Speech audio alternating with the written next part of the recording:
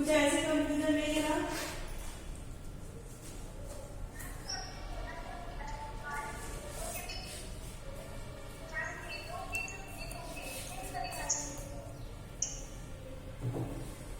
Yes,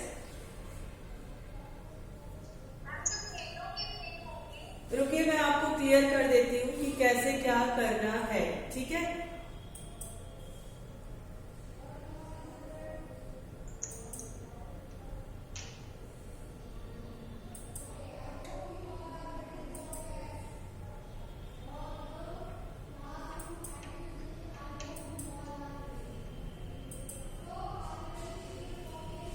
आपको screen दिख रहा है?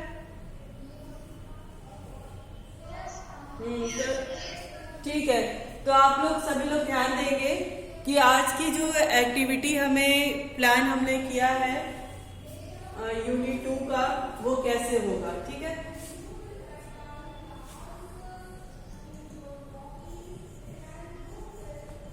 कक्षा गतिविधि, ये बढ़िया से कोलैबोरेट नहीं हो रहा है तो गड़बड़ है, ठीक है? अब देखो क्या करोगे आप, सबसे पहले यहाँ पे लिखोगे अलंकार। चार्ट पेपर लेंगे, चार्ट पेपर को चारों तरफ से जो ये पूरा बॉर्डर लाइन है ऐसे इसको खूब सुंदर से डेकोरेट कर देंगे, ठीक है? ये सीट यहाँ पे फूल पत्ती वगैरह चाहे जिस तरह से भी इसको खूब अच्छे से डेकोरेट करेंगे, क्योंकि आपकी जो ये गतिविधि होगी, एक्टिविटी होगी, ये बिल्कुल आर्ट बेस्ड होनी है, ठीक है? तो ये कर लेंगे। फिर आप यहाँ पे बताएंगे कि अलंकार कहते किसको है, ठीक है? अलंकार क्या है ये बताएंगे। उसके बाद आप यहाँ बताएंगे अलंकार के अंग तो कितने होते हैं, 2 होते हैं आपके, एक शब्द और एक अर्थ, ठीक है? अब उसके बाद आप क्या डिस्क्राइब करेंगे कि शब्द अलंकार के अंतर्गत कितने अलंकार आते हैं और अर्थ अलंकार के अंतर्गत कौन कौन से अलंकार आते हैं। उसके बाद आप क्या करेंगे, शब्द अलंकार के एक एक अलंकार का नाम यहाँ लिख करके और एक एक उदाहरण लिख करके समझाएंगे। वही चीज अर्थ अलंकार के भी साथ होगा। आई बात समझ में? आई बात समझ में? आई बात समझ में? हाँ बिल्कुल नहीं, आप ये जो लिखेंगे शब्द अलंकार है इसकी परिभाषा नहीं लिखेंगे, सिर्फ क्या लिखेंगे, जैसे शब्द अलंकार में अनुप्रास हो गया, अनुप्रास अलंकार का एक उदाहरण दे देंगे, उपमा अलंकार का एक उदाहरण दे देंगे, है ना? तो सिर्फ उदाहरण लिख देंगे। और परिभाषा सिर्फ आप किसकी लिखेंगे, अलंकार का लिखेंगे, शब्द अलंकार का और अर्थ अलंकार का, यही 2 लिखेंगे। बाकी जो उनके वेद हैं, अलंकार है, उनका एक एक उदाहरण दे करके समझा देंगे। आ रही है बात समझ में?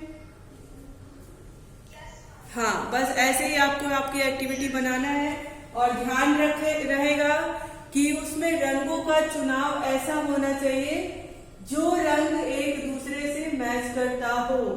यानी ये नहीं कि अब लाल रंग लगाया है, चलो यहाँ पे सफेद लगा दे, पीला लगा दे, नीला लगा दे, जो भी लगा दे। लाल रंग के साथ जिस रंग का प्रयोग किया जाता हो उसी रंग का, यानी रंगों का चुनाव भी बहुत ही सुंदर तरीके से होना चाहिए। आपका जो एक्टिविटी शीट दिखना चाहिए वो बिल्कुल आई कैचिंग होना चाहिए, ठीक है? देखते ही मन को भा जाए, ऐसा आपका कक्षा गतिविधि होना चाहिए, ठीक? आ रही बात समझ में? कैसे भी बना के दे दोगे वो एक्सेप्ट नहीं किया जाएगा। अगर एक्सेप्ट कर भी लिया तो नंबर नहीं मिलेगा। बिल्कुल बहुत सुंदर बनना चाहिए, क्योंकि आपकी इस गतिविधि में आपका आर्ट देखा जाएगा कि कैसा है, कैसी कलाकारी आप में है। क्लियर? चलिए अच्छा ये बताइए, अलंकार और वाक्य रचना जो चैप्टर हम लोग पढ़ रहे थे उसमें आपको कुछ और समझना है कि चैप्टर आगे बढ़ाया जाए? बोलिए।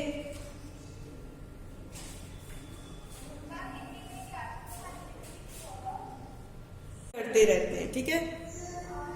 तो आज हम लोग पढ़ेंगे अशुद्ध वाक्यों का संशोधन, क्योंकि अधिकांशतः हमसे यह गलती होती रहती है। कोई शब्द को लिखने में, किसी वाक्य को बोलने में हम अक्सर गलतियां करते रहते हैं, छोटे छोटे गलतियां करते रहते हैं।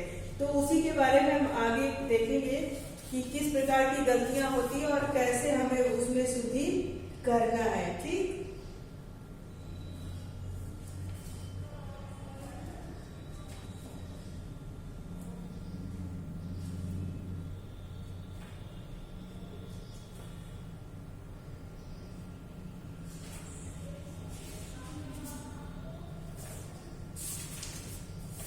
हाँ तो देखिए, भाषा में वर्ण, पद तथा वाक्य आदि के प्रत्येक स्तर ऐसे कुछ नियम होते हैं, है ना। वाक्य की अशुद्धियों में क्या हम करते हैं कि भाषा में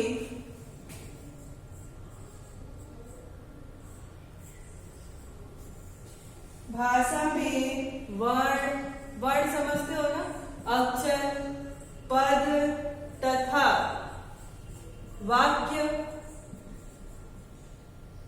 आदि के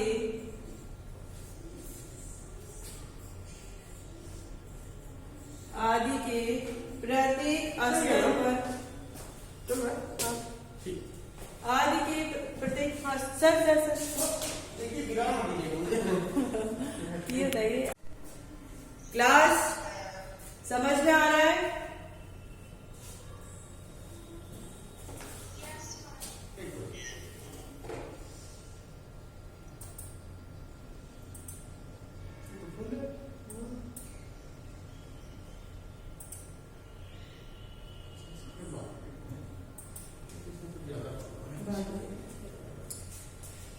हाँ तो देखो क्या होता है, जब हम कोई वाक्य, कोई शब्द, कोई वर्ण ऐसा लिखते हैं तो उसके उच्चारण में भी गलती करते हैं और लिखने में भी गलती करते हैं। ठीक है, तो सबसे पहले तो हम जब किसी वाक्य को लिखते हैं और उसमें संशोधन देखते हैं कि वाक्य में क्या संशोधन किया जा सकता है, तो उसमें सबसे पहले हम भाषा, वर्ण, पद, वाक्य, है ना, ऐसे कुछ नियम होते हैं उसके ऊपर ध्यान देते हैं जिसमें भाषा का मानक स्वरूप बनता है। ठीक, निश्चित नियमों को भंग करने से भाषा अशुद्ध हो जाती है।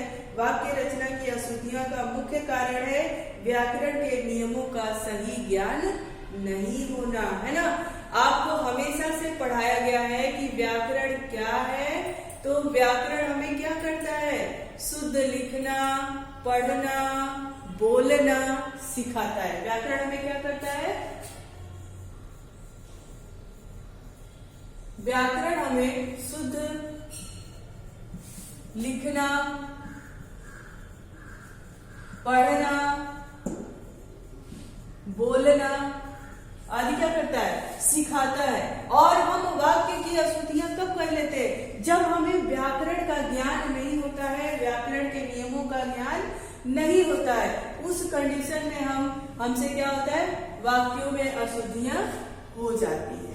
ठीक, अब देखो वाक्य में पहले कर्ता, फिर कर्म तथा अंत में क्रिया आती है ना। देखो वाक्य में पहले क्या आता है, कर्ता, फिर कर्म, फिर क्रिया। यानी किसी क्रिया, वाक्य का जब हम निर्माण कर रहे हैं, जैसे मान लीजिए कि बात हम करते हैं कि मोहन निबंध लिखता है। ठीक है, क्या करता है, मोहन निबंध लिखता है। अभी हमने क्या समझाया कि व्याकरण क्या कहता है कि वाक्य में पहले कर्ता आता है, निबंध लिखता है। ठीक है, अभी जब हमने वाक्य की अशुद्धियों के लिए बारे में पढ़ा तो उसमें देखा कि व्याकरण का नियम ये कहता है कि पहले वाक्य में कर्ता आता है, तो मोहन क्या है, मोहन कर्ता है। उसके बाद क्या आता है, कर्म आता है। तो अब वो कौन सा कर्म कर रहा है, निबंध लिखने का कर्म कर रहा है और क्रिया कर रहा है, क्या कर रहा है, लिख रहा है। ठीक है, अब यही अगर हम नियम उल्टा कर दे, अगर हमें नहीं पता होता कि किसी भी वाक्य की रचना के लिए, वाक्य का जब हम निर्माण करें और वहां पर पहले किसका आना जरूरी होता है, तो हम क्या करेंगे, वाक्य की रचना गलत कर देंगे। क्या कर देंगे, लिख देंगे कि लिखता है मोहन निबंध। बात तो हमने वही कही ना, लेकिन क्या है, वो वाक्य अशुद्ध है। शुद्ध वाक्य क्या होगा हमारा, मोहन निबंध लिखता है। क्यों, क्योंकि व्याकरण हमें ये समझाता है कि पहले वाक्य में कर्ता होता है, फिर कर्म होता है, फिर क्रिया होता है। तो मोहन आपका करता है, कर्म वो निबंध पे कर रहा है और क्रिया क्या कर रहा है, लिखने का काम कर रहा है। आई बात समझ में? आई बात समझ में? तो आप तब जब आप किसी वाक्य का निर्माण करेंगे, कोई भी वाक्य लिखेंगे, तो सर्वप्रथम उसमें क्या देखेंगे? सर्वप्रथम वाक्य में क्या आना चाहिए?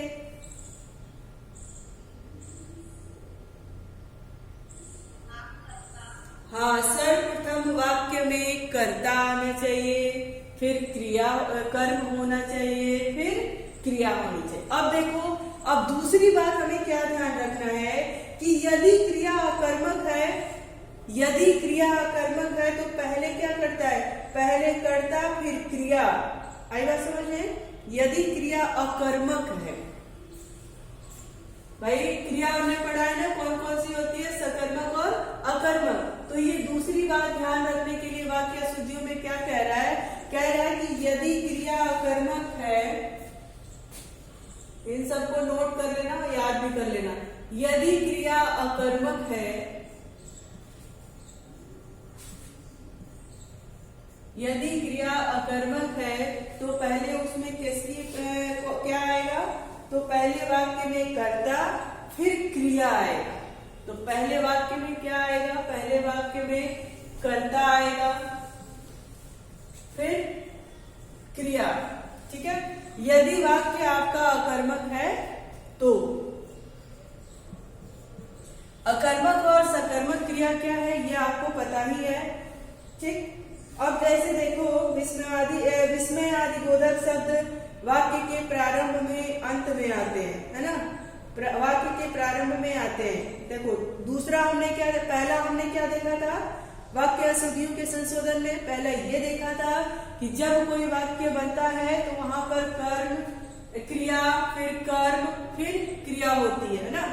पहले क्या होता है, कर्ता होता है, फिर कर्म होता है, फिर क्रिया होती है। दूसरे नियम में हमने देखा कि यदि क्रिया अकर्मक है तो पहले होगा कर्ता फिर होगा क्रिया। ठीक, तीसरे नियम में क्या कहता है कि विस्मय आदि बोधक शब्द वाक्य के प्रारंभ में आते हैं, वाक्य के प्रारंभ में आते हैं। जैसे अगर मान लीजिए मैंने कहा कि आह कितना सुंदर दृश्य है, ठीक है, क्या कहें हम, आहा, यानी ना चाहे हाय।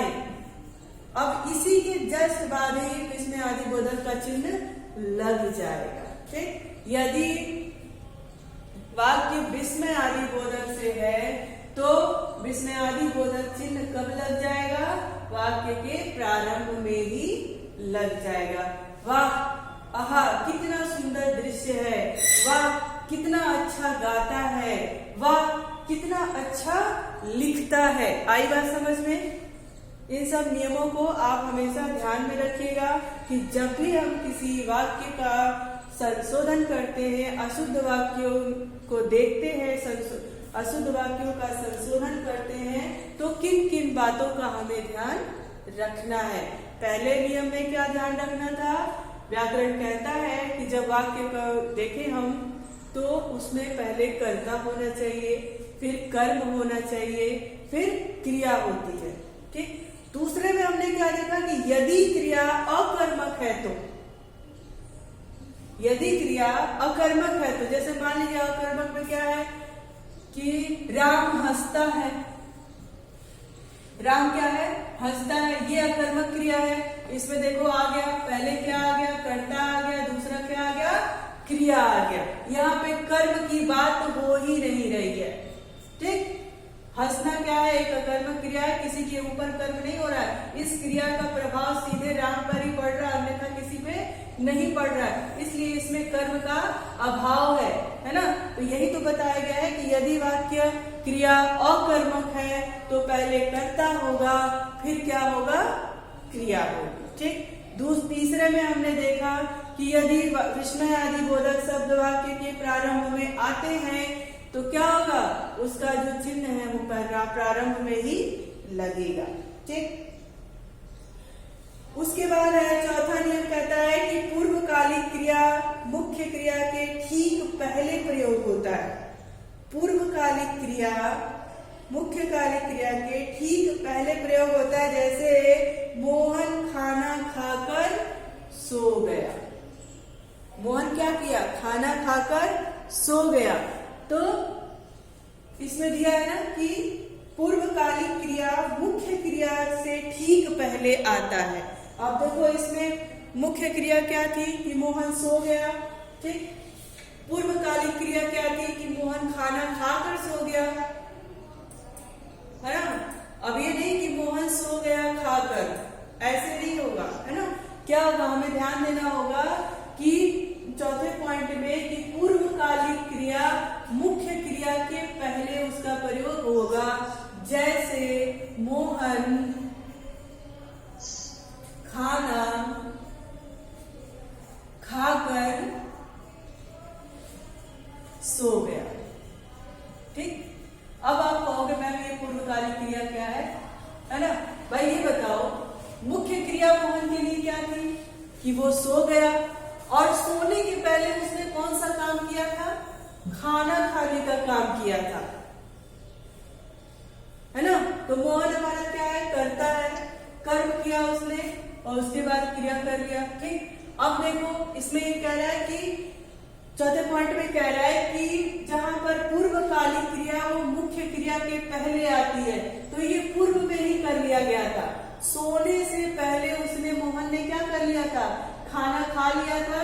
तो ये सोना एक मुख्य क्रिया है और उसके पहले की क्रिया क्या है? खाना खाना। आई बात समझ में? ऐसा तो कोई वाक्य नहीं बनता ना, कोई सेंटेंस नहीं बनता कि सो गया खाकर मोहन। ये क्या हो गया? बात तो वही कर रहा है, लेकिन वो क्या है? अशुद्ध वाक्य है। शुद्ध वाक्य क्या है कि मोहन खाना खाकर सो गया।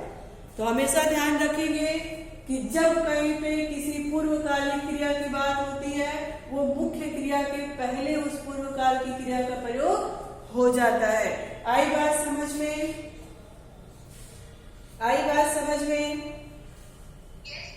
हाँ, उसके बाद पांचवा पॉइंट हमें क्या ध्यान में रखना है कि नहीं का नकारात्मक अर्थ में प्रयोग क्रिया से पहले होता है, ठीक है। क्या कह रहा है? नहीं का, अगर मान लीजिए किसी वाक्य में नहीं का प्रयोग हुआ है, जैसे मैं कह दूं कि नहीं मुझे नहीं पढ़ाना है, ठीक है, तो उसमें आपको क्या ध्यान देना है कि नहीं, ये नहीं जो शब्द है वो क्या है? नकारात्मक है। तो कह रहा है कि नहीं का नकारात्मक अर्थ में प्रयोग क्रिया से पहले होता है, जैसे उषा क्षमा नहीं मांगती है, ठीक है। क्या है? उषा क्षमा नहीं मांगती है, नहीं मांगती है, ठीक। अब देखो ये हमारा क्या है? क्रिया है, मांगना क्रिया है, और उसमें यही कह रहा है ना कि यदि नहीं का प्रयोग हुआ है तो ये एक नकारात्मक है। तो वो नहीं शब्द का प्रयोग कहाँ होगा? क्रिया से ठीक पहले होगा। आ रही बात समझ में? आ रही बात समझ में? ओके।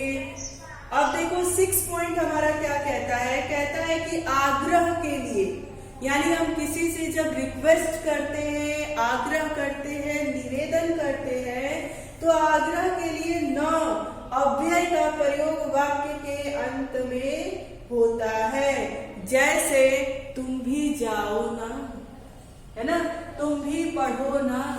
इसमें कह रहा है ना कि जब कहीं पर आग्रह, निवेदन, रिक्वेस्ट किसी से किया जाता है, तो जो न अव्यय है, ये न अव्यय के रूप में है, वो क्या होता है? वाक्य के अंत में उसका प्रयोग होता है। जैसे तुम भी पढ़ाई करो ना, तुम भी पढ़ाई करो ना, है ना, करो न। हम क्या कर रहे हैं? तुमको पढ़ने के लिए तुमसे रिक्वेस्ट कर रहे हैं, भाई तुम भी पढ़ लो, है ना, तुम खाना खा लो ना, ठीक है। अब अगर यहाँ पे हम कहते हैं तुम खाना खाओ, तो ये आग्रह नहीं है, हम क्या करते हैं? उनको ऑर्डर देते। लेकिन अगर हम कह रहे हैं कि नहीं तुम भी खाना खाओ ना, ठीक, तुम भी जाओ ना, तुम भी पढ़ो ना, तो ये क्या है? हमारा उसके प्रति हमारा एक आग्रह है, तुम भी जाओ ना, तुम खाओ ना, ठीक, तुम पढ़ो ना, तुम माफी मांग लो ना, है ना। तो ये क्या है, ये जो न अव्यय है, न अव्यय है, ये क्या है, ये वाक्य के अंत में इसका प्रयोग होता है, तब जाके इस प्रकार का वाक्य शुद्ध होता है। ठीक है, 7 पॉइंट में हम बात करेंगे कि क्रिया विशेषण सदैव क्रिया के पूर्व में ही आते हैं। क्रिया विशेषण आपको पता है ना कि जहां पर किसी क्रिया की विशेषता बताया जाए वहां पर क्या होता है, क्रिया विशेषण होता है। तो हमको क्रिया विशेषण से वाक्य अगर बनता है तो उसमें क्या ध्यान देना है कि क्रिया विशेषण सदैव क्रिया के पूर्व में ही आता है। क्या होता है, क्रिया विशेषण, क्रिया विशेषण, हाँ, सदैव, सदैव यानी हमेशा, सदैव क्रिया के पूर्व में ही आता है, पहले ही आता है। जैसे मैं कहूं कि घोड़ा धीरे धीरे दौड़ता है, नेहा धीरे धीरे चलती है, ठीक है, नेहा धीरे धीरे चलती है, ठीक। उसके बाद क्या है, श्रेया धीरे धीरे लिखती है, ठीक। अब ये देखो, ये धीरे धीरे क्या है, क्रिया विशेषण है, इसके चलने की विशेषता क्या है, धीरे है, और इसके क्रिया की विशेषता क्या है, धीरे धीरे है। तो ये क्रिया विशेषण हो गया, और वही कह रहा है कि क्रिया विशेषण यदि किसी वाक्य में है तो वो सदैव विशेषण के पहले उसका प्रयोग होता है। आ रही बात समझ में? तो वो सदैव क्या होता है, क्रिया के पहले उसका प्रयोग होता है। अब जैसे चलना क्या है, क्रिया है, लिखना क्रिया है, बोलना क्रिया है। अब इसी क्रिया के पहले इस क्रिया विशेषण का प्रयोग हुआ है या नहीं हुआ है? हुआ है। ऐसा तो हम नहीं लिखते ना कि श्रेया लिखती है धीरे धीरे। अगर ऐसा है तो वाक्य क्या है, अशुद्ध है। क्यों? क्योंकि व्याकरणिक नियम में कहता है कि यदि कोई क्रिया विशेषण है, क्रिया विशेषण का उपयोग क्या होता है, क्रिया के पहले ही उसका उपयोग होता है, उसका प्रयोग क्रिया के पूर्व ही होता है। ये हमारा व्याकरणिक नियम कहता है। और यदि हमें व्याकरण का अच्छा ज्ञान है, व्याकरण की जानकारी है, तो हमारा वाक्य अशुद्ध नहीं हो सकता। तो आप इन नियमों को हमेशा ध्यान रखेंगे, ठीक। 8वां पॉइंट हमारा कहता है, 8वां पॉइंट हमारा कहता है कि आदरार्थ एक वचन कर्ता के लिए। 8वां पॉइंट क्या कहता है, एक वचन कर्ता के लिए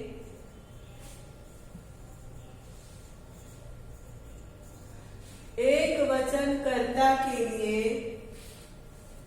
क्रिया बहुवचन में होती है। क्रिया क्या हो जाती है, क्रिया बहुवचन में होती है। आदरार्थ एक कर्ता के लिए, ठीक। जैसे लाल बहादुर शास्त्री गरीब परिवार से थे। क्या थे? लाल बहादुर शास्त्री गरीब परिवार से थे। अब आप कहोगे कि एक लाल बहादुर शास्त्री किसी एक व्यक्ति की बात है और आदरार्थ की बात हो रही है, यानी जो आदरणीय है। भाई लाल बहादुर शास्त्री हमारे माननीय है ना, हम उनका बहुत सम्मान करते हैं, उनका आदर करते हैं, ठीक है। तो वो आदरार्थ है लाल बहादुर शास्त्री, और वो किस परिवार से थे? एक गरीब परिवार से थे, ठीक। ये बोर्ड पे लिख नहीं रहा अच्छे से। लाल बहादुर शास्त्री एक गरीब परिवार से थे। बात यहाँ पे यही किया था कि कोई एक आदरार्थ यानी सम्मानित व्यक्ति एक वचन करता है तो उसके लिए किसका प्रयोग किया जाएगा? बहुवचन का प्रयोग होता है ना। तो क्या होता है, क्रिया में बहुवचन का प्रयोग होता है। लाल बहादुर शास्त्री गरीब परिवार से थे।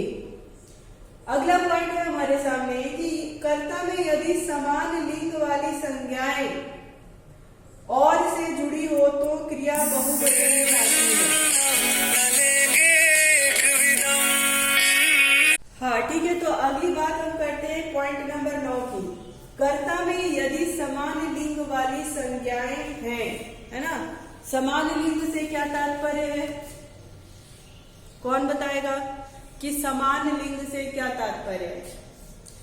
क्योंकि हमारा 9th पॉइंट कह रहा है कि कर्ता में यदि समान लिंग वाली क्रियाएं हैं, समान लिंग यानी स्त्रीलिंग है तो स्त्रीलिंग वाली हो, हाँ एक ही हो, तो क्या होगा, उसमें क्रियाएं हैं और से जुड़ी है, ठीक है। उसके बीच में दो लिंग वाले क्रियाओं से अगर दो और से जुड़ी है तो क्रिया बहुवचन में आती है। जैसे नीना, मीना और बीड़ा आज आएंगे, है ना।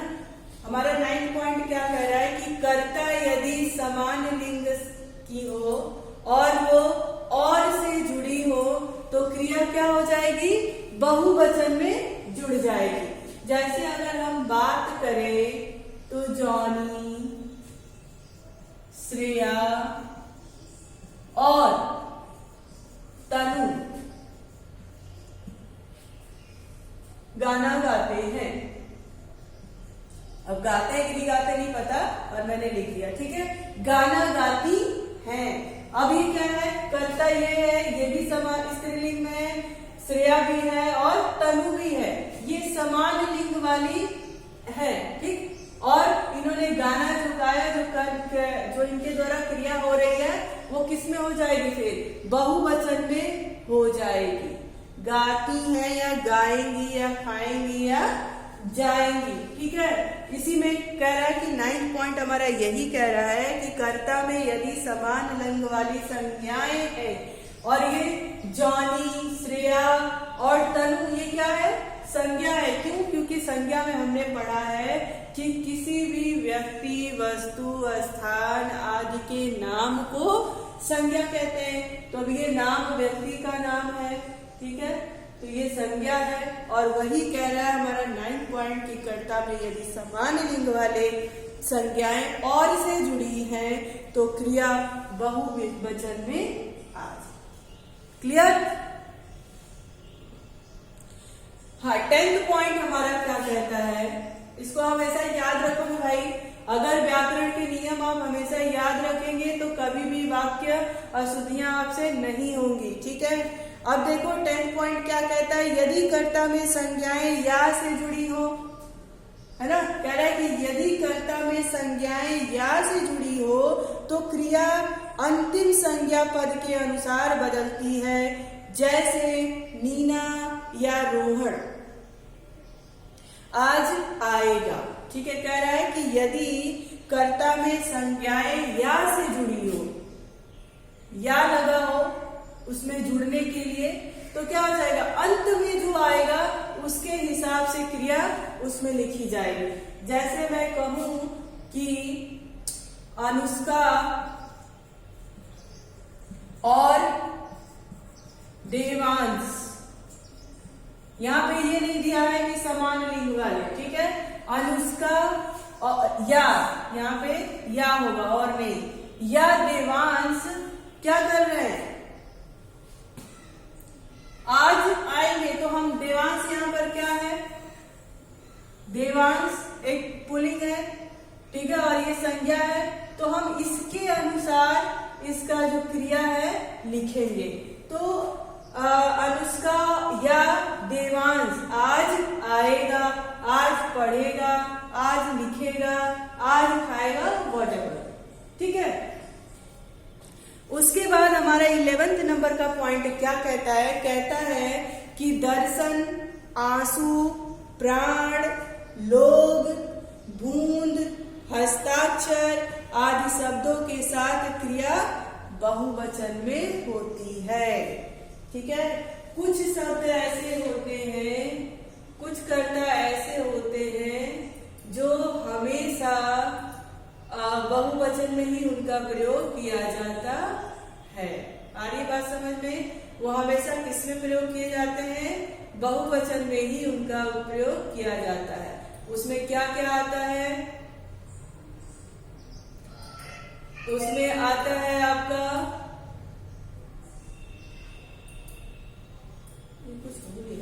ठीक है, वो हमेशा सदैव क्या आते हैं? बहुवचन में ही उनका उपयोग होता है। उसमें क्या क्या आते हैं?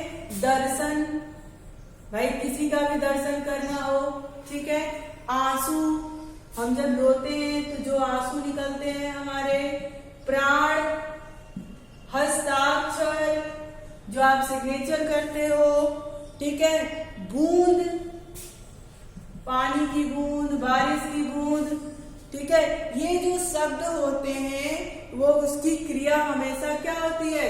बहुवचन में ही होती है, ठीक है। जैसे अगर हम बात कहें, प्राण एक शब्द ले लो, उसके प्राण निकल गए,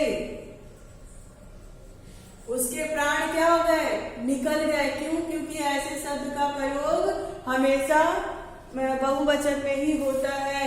हमने माता का दर्शन कर लिया, हम लोगों ने माता के दर्शन कर लिए, हमारे आंसू बह रहे हैं, बारिश से बूंदें टपक रही हैं, ठीक। तो ऐसे जो शब्द होते हैं प्रायः उनका प्रयोग बहुवचन के रूप में ही किया जाता है, ठीक। अगला पॉइंट हमारा कहता है कि विशेषण का लिंग वचन अपने विशेष्य के अनुसार होता है। विशेषण का विशेष लिंग वचन आदि क्या होता है? विशेष्य के अनुसार होता है। जैसे अच्छा लड़का, अच्छी लड़की, अच्छे लड़के। अच्छा, विशेषण और विशेष्य क्या है आपको पता है कि नहीं? विशेषण किसे कहते हैं?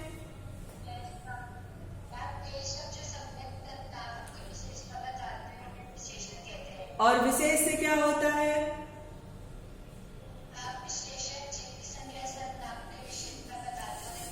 उसे हम क्या कहते हैं? विशेष से कहते हैं। एक बार और आप ध्यान दे लीजिए कि अशुद्ध वाक्यों का जब हम संशोधन करते हैं तो उसमें क्या क्या देखते हैं। पहला तो देखते हैं कि वाक्य में पहले कर्ता, फिर कर्म तथा अंत में क्रिया होती है। दूसरा क्या देखते हैं?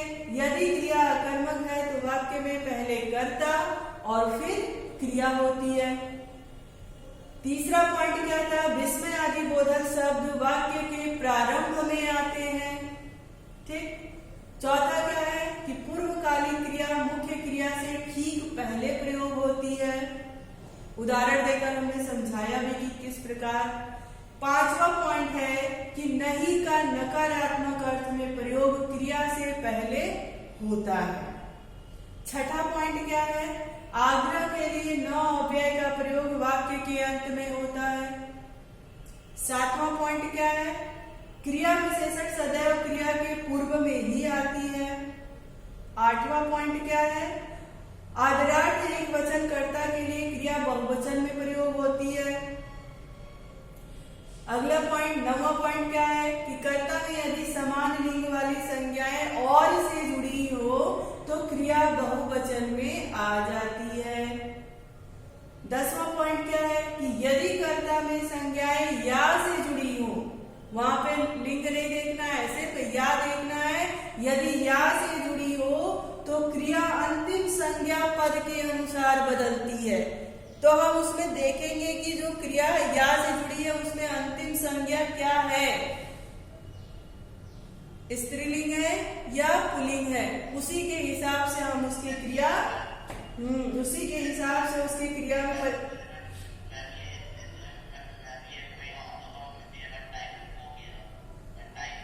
अच्छा टाइम हो गया है, ठीक है, 1 मिनट और सुन लीजिए। उसके बाद 11वां पॉइंट है कि दर्शन, आंसू, प्राण, लोग, बूंद, हस्ताक्षर आदि शब्दों के साथ क्रिया हमेशा क्या होती है? बहुवचन में आती है। 12वां पॉइंट है विशेषण का लिंग वचन अपने विशेष्य के अनुसार होता है। जैसे अच्छा लड़का, अच्छी लड़की, अच्छे लोग, अच्छा सिमर जोत, है ना, इस तरह से होता है। ठीक, अब आप लोग इसमें एक बार और पढ़ लेंगे कि वाक्य संशोधन में हमें क्या क्या देखना होता है। Thank you.